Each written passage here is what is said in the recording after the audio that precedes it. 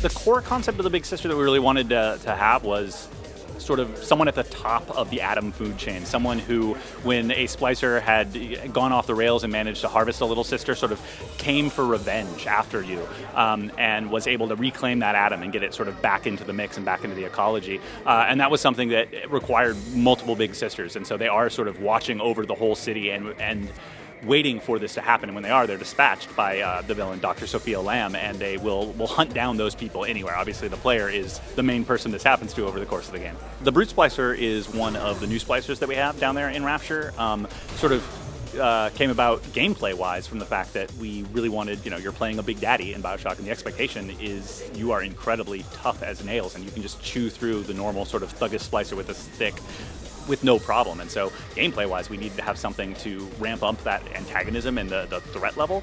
And fictionally, we sort of came up with the idea of splicers living over this decade down in Rapture and how they would survive and how they would, sort of feed off the atom in their friends and continue to splice up, growing more and more strong and more crazed. And the Brute Splicer is one of those guys, and he's sort of this big, giant, hulking form, and he's able to, pick up giant barrels and pieces of concrete, throw them at you, dash at you, and knock you on your ass. And he's sort of somebody who, although he's just a splicer, can kind of go toe-to-toe with a big daddy, and is a credible threat for you. So, when you see one of those guys, you kind of have to concentrate all your attention on him, while there's a bunch of just, the thuggish splicers running around, getting mowed down relatively easily. In terms of weapons for Bioshock 2, there were a couple of things that we really wanted to do. The first one was add a lot more defensive playstyle, because we do have a lot of the gather sieges that we have. When you place a little sister down in the world, it'll draw splicers out, and you kind of have to defend her and yourself against those splicers. So a lot of our new tools are focused on that kind of defense. So we have the trap rivets that are just very quick, disposable fire traps that will shoot back anywhere they're embedded in the world. We also have mini turrets. You can deploy your own turrets wherever you want, and they'll attack any splicer that comes within range. We've expanded the trap plasmid, like many of our plasmids, or all of our plasmids. It evolves over the course of the game, and new abilities get added, so the trap can actually be charged with anything you want from the rest of your plasmid set. So if you charge it up with Winter Blast, when someone hits it, they'll get frozen, thrown into the air, and probably shatter on the way back down. And you can do that with any of the other plasmids as well. And then in terms of the alternate ammo, we wanted to supply different sort of tactical purposes, and not just have alternate ammos that, this one is stronger against this guy and weaker against that guy. We wanted you to sort of think about ammo for different situations and different kind of tactics. So some of those are defensive, like the trap rivets, and some of those are interesting twists on kind of offensive weapons. So we have our spear gun, which is our sniper weapon, and you can kind of zoom in on guys, hit them in the head, and they'll fly back and get pinned to the wall, and then you can recover the spears out of that.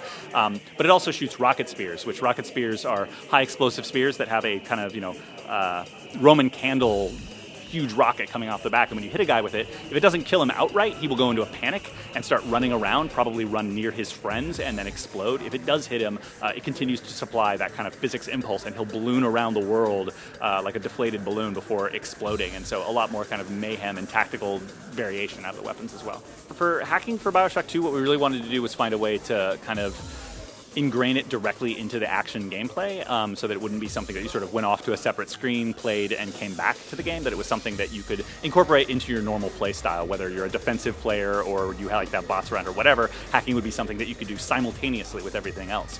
So hacking is now sort of localized within the hack tool, which is one of our weapons, and it has alternate ammos, and all the rest is a regular weapon, that you can fire limited darts at hack targets, things like machines and bots and cameras around Rapture, and just play a quick, simple hacking minigame that ramps in complexity over the course of the game, and do it on the fly. It also allows you to hack on a distance, which lets you be a little bit more tactical on how you approach hacking situations. You no longer have to run directly up to a camera to be able to hack it. You can kind of, if you're a careful player, spot it and use it to your advantage before you've even triggered it yourself.